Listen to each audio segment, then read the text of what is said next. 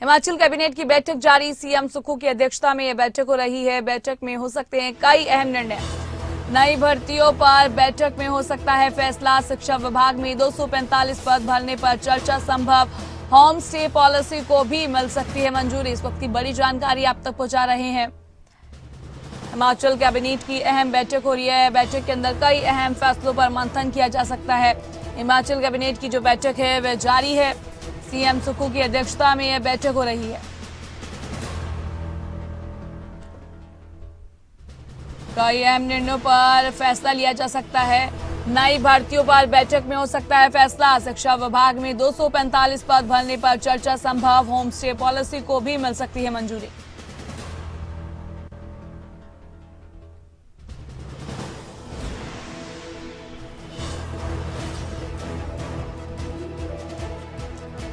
इस खबर पर ज्यादा जानकारी के लिए हमारे साथ ब्यूरो प्रदीप ठाकुर जुड़ गए हैं। प्रदीप, हिमाचल कैबिनेट की बैठक जारी है। बैठक के अंदर क्या कुछ मुद्दे हैं जिन पर चर्चा हो सकती है, मंथन हो सकता है? प्रदीप,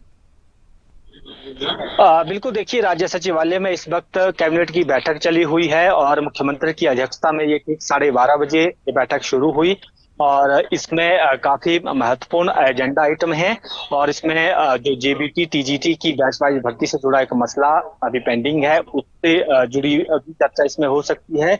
और इसके अलावा नई भर्तियों पर भी फैसला आज हो सकता है। और खासतौर पर स्पेशल एजुकेटर 245 रखे जाने हैं, उस पर भी फैसला संभावित है। और मुख्यमंत्री ने अपने दौरों के दौरान अलग अलग स्थानों पर घोषणाएं की हैं, उनको भी कैबिनेट की आज मंजूरी मिल सकती है। सूचना ये भी है कि होम स्टे का एजेंडा भी आज कैबिनेट बैठक में जा सकता है और उसमें जो है होम स्टे से जुड़ी पॉलिसी तैयार की गई है उसको फाइनल अप्रूवल कैबिनेट दे सकती है। साथ ही जिस तरह से मानसून प्रक्रिया हो चुका है उसको लेकर भी इसमें बैठक में चर्चा हो सकती है कि किस तरह से इस मानसून में अगर विपरीत परिस्थितियां होती है, आपदा आती है, तो निपटना कैसे है और अब तक की तैयारियां कैसी है। तो काफी महत्वपूर्ण एजेंडा आइटम आज के हैं।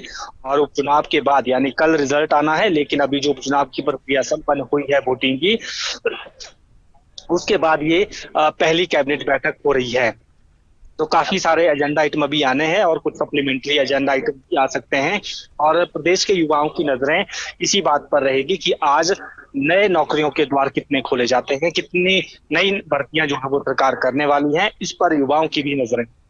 जी प्रदीप ठाकुर, अगर होम स्टे पॉलिसी को मंजूरी मिलती है तो एक अच्छी पहल होगी और बैठक के अंदर इस पर शायद चर्चा होगी तो मंजूरी भी मिल सकती है, तो क्या कुछ जानकारी?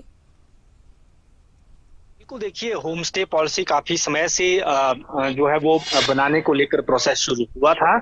और हिमाचल प्रदेश के ऐसे कुछ इलाके हैं जहां पर होटल्स नहीं बनाए गए हैं बल्कि होम स्टे की सुविधाएं वहां पर दी गई है। यानी अपने घर में ही 2 से 3 कमरे, 4 कमरे, इस तरह की एक जो जो पुरानी पॉलिसी है उसमें इस तरह की व्यवस्था की गई थी। लेकिन फिर भी कुछ एक जगह से ऐसी सूचनाएं आ रही थी कि कुछ अनधिकृत तरीके से, अनऑथराइज तरीके से होम स्टे चल रहे हैं और वहां पर पर्यटकों को रुकवाया जा रहा है। एक तो वो पर्यटकों की सुरक्षा को लेकर खतरा है और दूसरा सरकार के राजस्व को भी उससे नुकसान पहुंच सकता है और जो होटल्स हैं उनको भी उसका सीधा नुकसान हो रहा है। इन्हीं सारी चीजों को देखते हुए एक पॉलिसी जो है वो ड्राफ्ट की गई थी। और कैबिनेट से अगर मंजूरी मिलती है तो उन सभी जो पर्यटक ऐसे होम स्टे में रुकते हैं उनका पंजीकरण तय हो जाएगा। जो अवैध रूप से चल रहे हैं उनके ऊपर भारी जुर्माना किया जाएगा, इस तरह की व्यवस्था की गई है।